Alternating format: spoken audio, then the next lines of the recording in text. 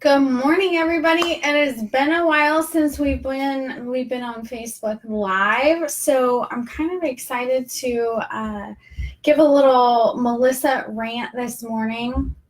I've been reading an incredible book, and I'm pretty excited. I just finished with that book. It's kind of like breaking up, like you get really sad, or your Netflix movies are over, or your show, the season's over, and you're like, oh my gosh, what do I do now? Good morning, Tracy. So I'm really excited this morning. I've just been thinking a lot about some people and how, hey Dawn, hey Cornelia, hey Hope. So I get a lot of messages about I'm stuck. I'm just stuck. I can't get any bookings. I can't get any parties. I can't get my Facebook parties suck. Over and over. I can't. And that's what I hear a lot. And I'm here to tell you that it's your fault. I will never sugarcoat anything. Whatever's going on in your business, it's your fault. But the good thing is you can fix it. Okay, so if you know how to fix it, it's cool. I got you. And if you're willing to do it, we can work through that. You can do it. So I read a quote this morning. Who's calling me from Maryland? Hopefully you guys can hear me, because usually when I get a phone call and I'm on, somebody can't hear me. So I saw this quote this morning that started this rant, and it was, it doesn't matter how far you've traveled in the wrong direction. It's never too late to turn around. And I was like, oh, that's a good one. That's a good one. Because it's so true in every aspect of your life, in your business. We can break that down into 1,000 different things, 1,000 different things. Your marriage, your children, and God knows they get off track. Every aspect of your life. I mean, just think about that. Think about that quote and what it means and what it says. It doesn't matter how far you've traveled in the wrong direction, how long you've been going in the wrong direction. Have you been stuck in the same spot in your business for a year, for 2 years, for 3 years? It doesn't matter how long you've been there, how long you've been going the wrong direction. At any point in time, you can turn it around. You can just turn around.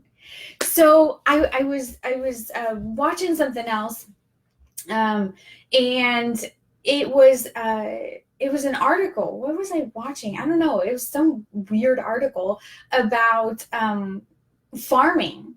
And this is Melissa's head. You never want inside my head. People are like, I wish I was inside. No, you don't. So it was something on farming, and they were burning crops. So have you ever heard of a controlled burn? They also, it's very intriguing to me. I'm such a dork. They also call it a prescribed burn. Okay, now let me tell you why this is cool. I'm going to tell you why this is cool. Okay, so when farmers have a field, because of course I had to go research it like a complete dork. It wasn't just a dork reading it. I was like researching it. Okay, they have this field, and they have crops that are getting ready to come into season. Now, if I say this wrong and you're a farmer, feel free to correct me. But this is what I got out of the article that I researched, was that when they're coming into a season where they have new crops that are about to hit the ground, okay, they've already been planted, they're there, they're growing, but they haven't reached the top yet. Okay, what they'll do is they'll burn the ground. Okay, it's called a prescribed burn or controlled burn. They will burn everything on the ground, the whole field. They set it on fire. They put gasoline and just set that sucker on fire and burn it to the ground, literally. Now, why on God's green earth would they do that? Because in order for things to grow, they have to get rid of all the crap on the top. Let me just put that in layman's term. There's so much crap on the top that those seeds and those plants that are coming up, they don't have a chance to grow properly with all the other muck and crap that's on the soil and the plants and the weeds and everything that's there. And I was like, oh my gosh, this is great. This is so good. I am such a dork. Okay, but think about it. Okay, think about it. You've been sitting under this pile of muck for so long that you can't grow. You can't get past it. It's like you're trying to get up, but you're just knocking your head on whatever's there, keeping you down. And I want you to know that sometimes you just gotta burn that sucker to the ground. Okay? So here's what it looks like. Sometimes, now this happens to me too. Sometimes in your business, it becomes overwhelming. That's one. Sometimes you just get bored. You're just flat out bored and disengaged, and you're not interested and disengaged. That's a great word for that. Okay.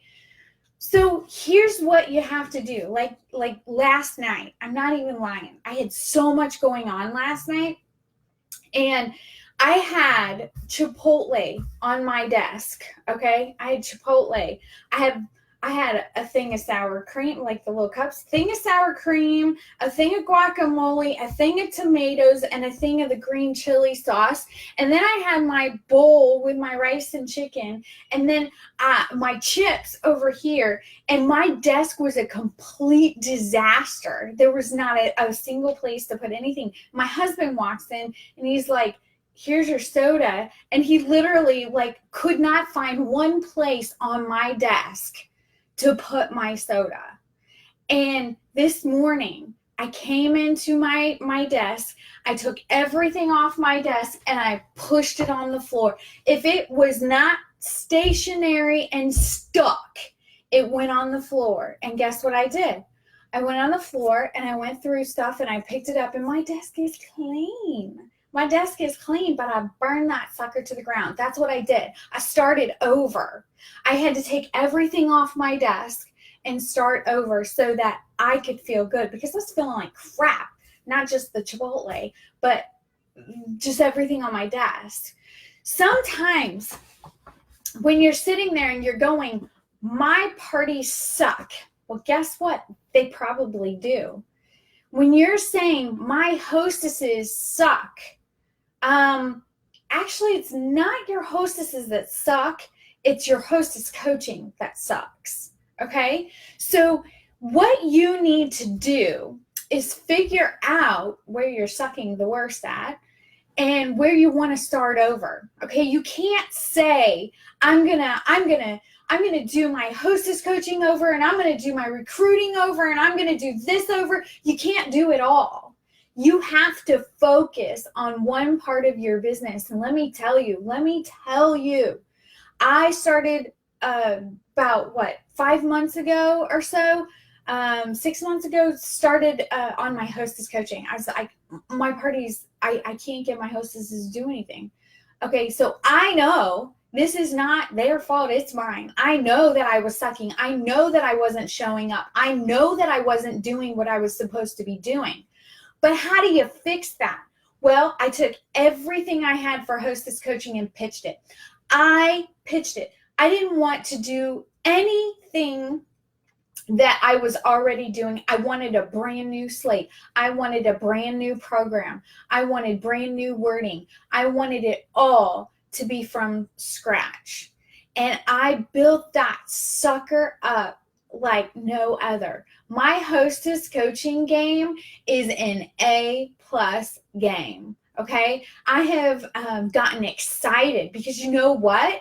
When you start growing and you start planning and things actually start working, you get excited and you get passion behind you again, and you get over that boredom and you become what you were in the beginning, because growth brings a rebirth. I hate that word. I hate that word. Maybe because I've had 5 kids. I don't know.